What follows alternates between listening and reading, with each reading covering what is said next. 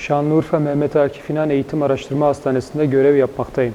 Lepra, yani halk arasında bilinen ismiyle cüzzam hastalığı, Mycobacterium lepra isimli bir hücre içi bakterinin neden olduğu kronik seyirli bir enfeksiyon hastalığıdır. Bu hastalık tarihte çok eskiden beri bilinen, Hindistan kayıtları M.Ö. 600 yıllara kadar dayanan bir hastalıktır. Bu hastalık bir enfeksiyon hastalığı olduğundan bulaşıcı özelliklere sahiptir. Hastalığın bulaşma özelliğinde özellikle hastalıklı kişinin burun mukozası ve solunum yolu sekresyonlarıyla geçen bir hastalık tipidir. Bu hastalığın günümüzdeki kayıtları Sağlık Bakanlığı'nda ve Dünya Sağlık Örgütü'ndeki sayıları giderek düşmektedir.